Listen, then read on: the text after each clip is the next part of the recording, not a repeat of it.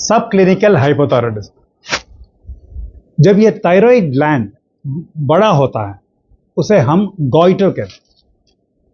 ये thyroid gland जो है ये थायराइड हार्मोन्स बनाता है और इसका क्वांटिटी T3 T4 का क्वांटिटी एक फिक्स्ड क्वांटिटी होता है ब्लड में। जब ये थायराइड हार्मोन्स का लेवल ज्यादा है ब्लड में, पेशेंट को हाइपर थायराइडिज्म कहते हैं। और जब थायराइड हार्मोन का लेवल ब्लड में कम है तो वो पेशेंट का स्टेज को हाइपोथायराइडिज्म कहते हैं। तो बहुत सारा पेशेंट्स हैं हाइपोथायराइडिज्म में और ये पेशेंट्स लीवोथायरॉक्सिन टैबलेट लेते हैं। एल-थायरॉक्सिन, थायरानोम ऐसा बोल के टैबलेट लेते होंगे, वो डेली लेते होंगे।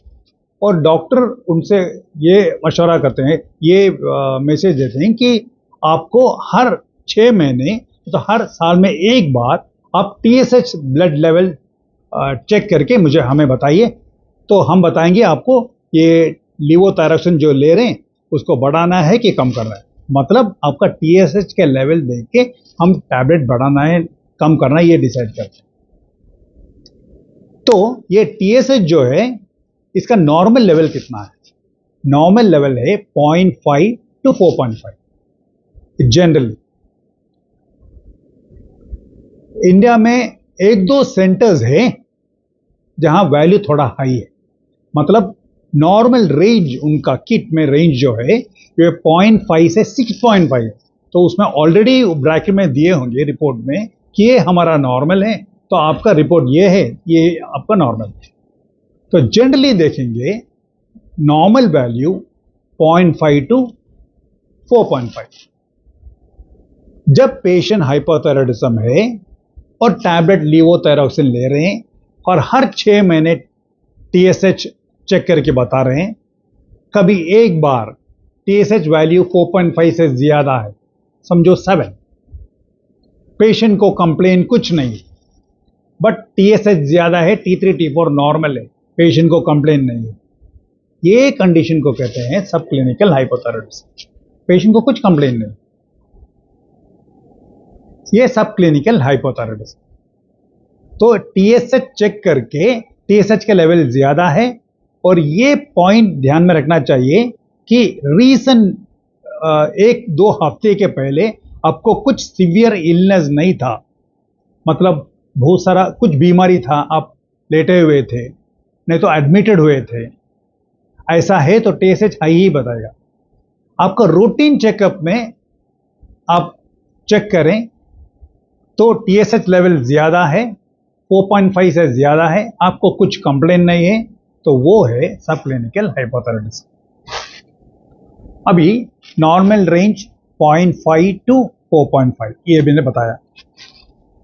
तो ये TSH बढ़ने का रीजन क्या है, आपको ठीक से समझाने के लिए मैं ये 3 कैटेगरी करके समझाऊंगा। फर्स्ट कैटेगरी ये है कि पेशेंट को पता है कि उनको थायराइड प्रॉब्लम है। सेकंड कैटेगरी ये है कि उनको पता नहीं है कि उनको थायराइड प्रॉब्लम है। थर्ड जो है, थर्ड सेक्टर डिफरेंट कैटेगरी है, वो मैं आपको समझाऊंगा। अब फर्स्ट कैटेगरी में देखेंगे तो इसके पहले ये समझाने के पहले मैं ये बताऊंगा कि जब पेशेंट हाइपोथायराइडिज्म है और टैबलेट लीवोथायरॉक्सिन ले रहे हैं, उनका तरीका ये होता है कि डॉक्टर उनको समझाए होंगे कि आपको ये एल्ट्रॉक्सिन टैबलेट ये डोज में सुबह में खाली पेट में लेना है। सुबह में उठने के बाद मुंह ब्रश करने के बाद टैबलेट थोड़ा पानी के साथ ले लेना, उसके साथ में कुछ भी टैबलेट मत लेना, सिर्फ ये टैबलेट लेना। विटामिन टैबलेट्स, एंटासिड्स, एसिडिटी का टैबलेट रोकने के लिए और आयरन टैबलेट, कुछ भी टैबलेट मत लेना, सिर्फ ये टैबलेट ही लेना। और ये टैबलेट लेने के बाद नेक्स्ट 1 घंटा तक कुछ पीना मत, कुछ खाना मत। ये है तरीका, और डेली खाते जाओ, डेली खाते जाओ, रोकना मत हर दिन। ये समझाए होंगे। अभी क्या होता है कि पेशेंट 7 दिन में सिर्फ 5 ही दिन ले रहा है, 2 दिन छोड़ दिया, नहीं तो भूल गए, नहीं तो ट्रैवल कर दिया, नहीं तो उनको लगा कि हम स्टॉप कर देंगे, नहीं तो उनको लगा कि मैं होम्यो ट्राई करेंगे, नहीं हम आयुर्वेदा ट्राई करेंगे, ऐसा बोल के स्टॉप कर दिया। तो क्या होता है, ऑटोमेटिकली TSH लेवल बढ़ेगा। ये फर्स्ट रीजन। क्योंकि वो छोड़ दिए। सेकेंड रीजन, छोड़ दिए नहीं तो इरेगुलर है। सेकेंड रीजन ये है कि वो टैबलेट जब ले रहे हैं उसके साथ में कुछ तो टैबलेट ले रहे हैं, नहीं तो खाने के बाद तुरंत, नहीं तो 1 घंटा के अंदर नाश्ता ले रहे खा रहे हैं, तो क्या होगा, ये टैबलेट का असर कम हो जाएगा, तो टीएसएच का लेवल बढ़ जाएगा। थर्ड एंड फोर्थ, उनके जिस्म में थायराइड ग्लैंड कम है। क्यों कम है? एक, सर्जरी करके निकाल दिए, कुछ तो रीजन होगा, नहीं तो सर्जरी नहीं किए, न्यूक्लियर मेडिसिन देके थोड़ा पार्ट बर्न कर दिया, एब्लेट कर दिया, तो थायराइड ग्लैंड कम है।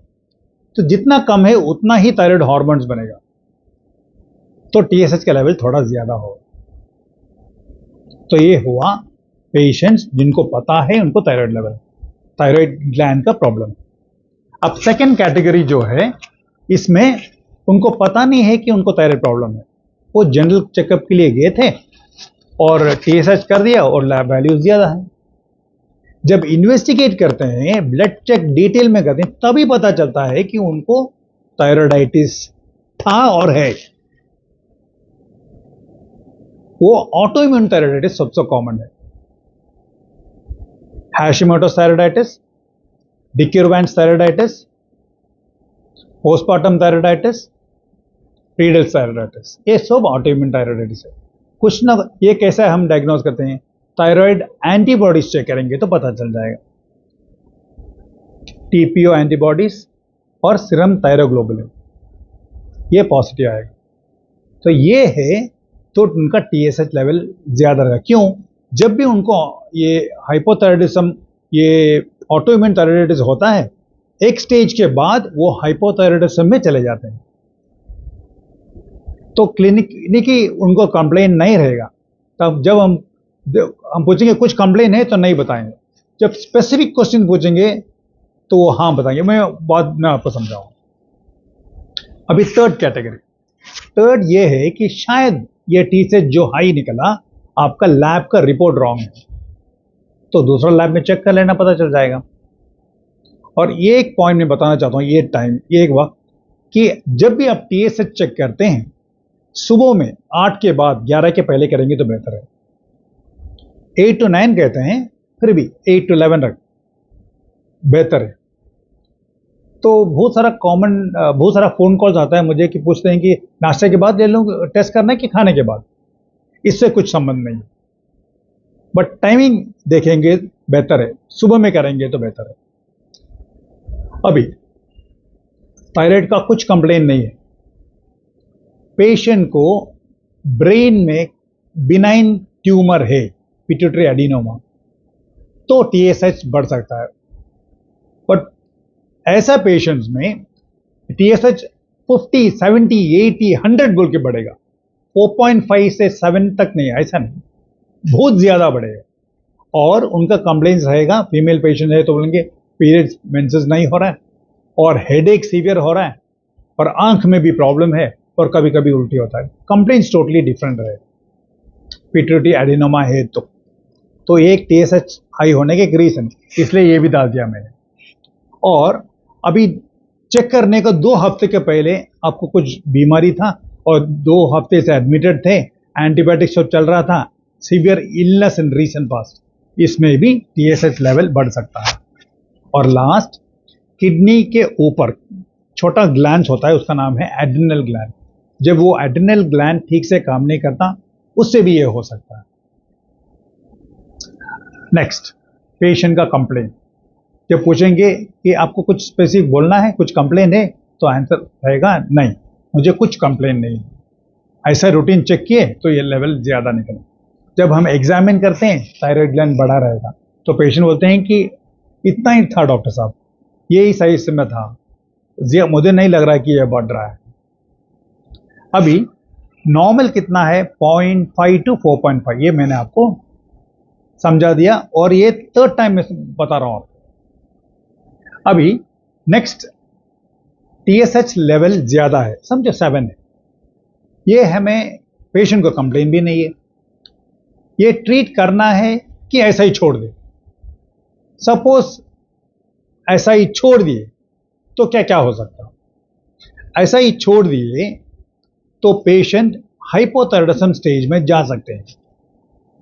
एक, कितना percentage? 3.8 to 4% patients hypothyroidism stage जा सकते हैं।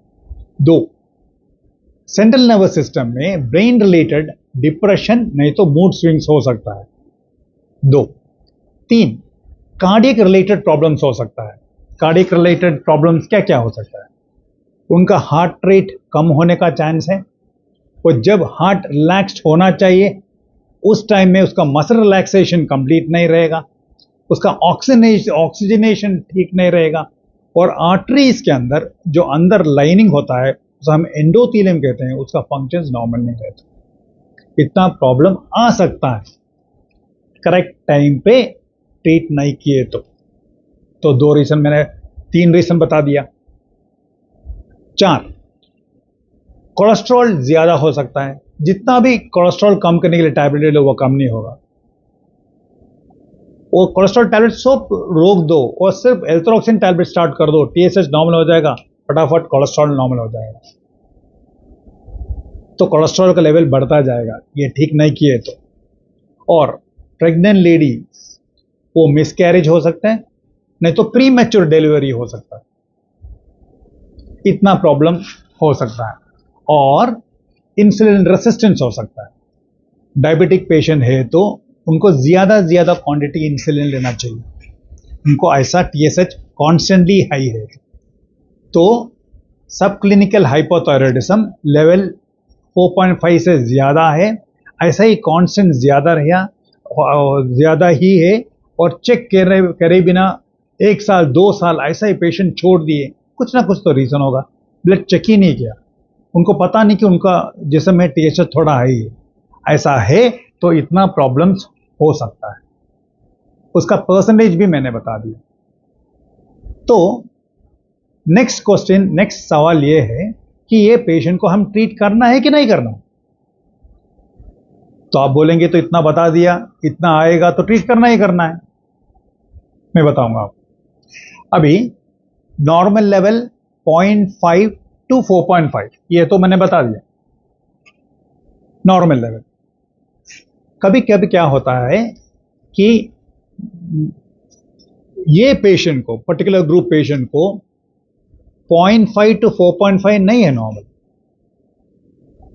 समझो जैसे कि प्रेग्नेंट लेडीज, उनको पहले ही मिसकैरेज हो चुका है, अबॉर्शन 1-2 बार हो चुका है, नहीं तो पास्ट हिस्ट्री में प्रीमैच्योर डिलीवरी हो चुका है। ऐसा पेशेंट्स में उनका टीएसएच का लेवल 2.5 से ज्यादा है तो भी हमें एल्थ्रोक्सिन स्टार्ट करना पड़ेगा, नहीं तो एल्थ्रोक्सिन का टैबलेट ले रहे हैं तो उसका डोसेज बढ़ाना पड़ेगा प्रेगनेंसी रिलेटेड। तो अबॉर्शन, मिसकैरेज और प्रीमैच्योर डिलीवरी रोकने के लिए तो उनका लेवल 4.5 नहीं 2.5। और गायनेकोलॉजिस्ट जो है 2.5 नहीं, अपर लिमिट है। First three trimester, second trimester, third trimester में इसका लेवल डिफरेंट है। सेकेंड ट्राइमेस्टर में उसका लेवल 3 अबव 3, थर्ड ट्राइमेस्टर में उसका लेवल 3.5 ऐसा रहेगा। गायनेकोलॉजी उनका प्रोटोकॉल होता है, वो डिसाइड करें। तो फर्स्ट ट्राइमेस्टर में 2.5। तो प्रेगनेंसी रिलेटेड मैंने आपको बता दिया। और अभी आम population, as more than 30, between 30 to 50, less than 60, ऐसा पॉपुलेशन में अगर जो टीपीओ थायराइड एंटीबॉडी लेवल ज्यादा है और बढ़ता भी जा रहा है, एक नहीं तो पेशेंट से पूछेंगे कुछ कंप्लेंट है, वो बोलेंगे ना कुछ नहीं है, कुछ भी कंप्लेंट है। जब हम स्पेसिफिक क्वेश्चन पूछते हैं बाई स्टैंडर्ड से, साथ में जो आए हैं, क्या ये मूड स्विंग्स है इनको, तो बताएंगे हाँ डॉक्टर अभी 4-5 महीने से ये मूड स्विंग है। कि अकेले अकेले जाके बैठ जाते हैं कहीं, डिप्रेशन जाते हैं कभी, तो शायद ये बहुत इंपॉर्टेंट। और जब टीएसएच लेवल चेक करते हैं हर 2 महीने, यूजुअली नॉर्मली रहेंगे तो हर 6 महीने, तो हर 1 साल में एक बार चेक करते हैं। जब ज्यादा हो गया हर 2 महीने में चेक करना है जब तक वो नॉर्मल नहीं होता। जब हम जो 2 महीने में चेक करते जाएंगे, टीएसएच लेवल बढ़ता जाएगा, तो हमें ट्रीटमेंट प्रोटोकॉल चेंज करना है। और ऐसा ही उनको ऑलरेडी हार्ट प्रॉब्लम है, तो बिना हार्ट प्रॉब्लम हार्ट में प्रॉब्लम हो सकता है। मैं ऑलरेडी बता चुका हूं क्या क्या प्रॉब्लम हो सकता है। ऐसे उनको कोलेस्ट्रॉल लेवल भी ज्यादा है, तो इतना प्रॉब्लम्स है और टीएसएच हाई है, हमें थायरॉक्सिन टैबलेट शुरू करना पड़ेगा। नहीं तो ऑलरेडी ले रहे हैं तो उसका डोसेज बढ़ाना पड़ेगा। और उसके बाद नेक्स्ट टेस्ट 2 महीने के बाद, नॉर्मल हो गया 6 महीने के बाद, उसके बाद 1 साल के बाद। अब नेक्स्ट कैटेगरी पेशेंट, उनका एज 60-65 से ज्यादा। ऐसा पेशेंट्स में जब भी सीरियल टीएसएच बढ़ता जाएगा, तो टीपीओ एंटीबॉडीज बढ़ता जाएगा, तो ही हम थायरॉक्सिन टैबलेट डोसेज इंक्रीज करेंगे। कार्डियक रिलेटेड प्रॉब्लम्स अबव 60 है तो भी लोवेस्ट डोज में स्टार्ट करेंगे, नहीं तो 1-2 बार चेक करके टीएसएच बढ़ता जाएगा तो लोवेस्ट डोज से ही स्टार्ट करेंगे। क्योंकि डोसेज बढ़ गया तो उनका हार्ट में प्रॉब्लम आ सकता है, न्यू प्रॉब्लम आ सकता है, नया प्रॉब्लम आ सकता है, इसलिए तो ऐसा ट्रीट किया जाता है सब क्लिनिकल हाइपोथायरॉयडिज्म। तो मैंने ये वीडियो में सब क्लिनिकल हाइपोथायरॉयडिज्म क्या है, गॉइटर क्या होता है, हाइपोथायरॉयडिज्म क्या होता है। जैसे हाइपोथायरॉयडिज्म बहुत कॉमन है, उससे ज्यादा कॉमन है ये सब क्लिनिकल हाइपोथायरॉयडिज्म। पेशेंट ठीक से 6 महीने नहीं तो 1 साल में एक बार रिपोर्ट बनाते हैं टीएसएच के, और एक बार देखेंगे तो हाई वैल्यू निकला, जल्दी परेशान होकर जल्दी डॉक्टर के पास लेके जाते हैं सब रिपोर्ट। 1 मिनट में डॉक्टर चेक करके बोलेंगे नहीं नहीं कुछ नहीं, डर नहीं, अब टैबलेट ये ऐसा ही टैबलेट, वही टैबलेट चालू रखो। तो आप परेशान हो जाएंगे कि आप वरीड हैं कि इतना टीएसएच वैल्यू तो 7 है, नॉर्मल तो 4.5 है, ये डोसेज क्यों नहीं बढ़ा रहा।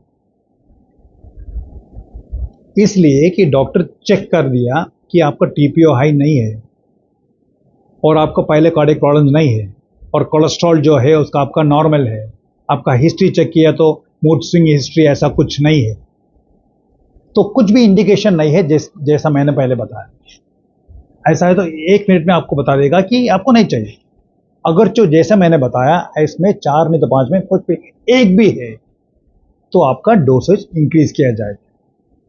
तो ऐसा मैनेज करते हैं सब clinical hypothyroidism. Thank you so much.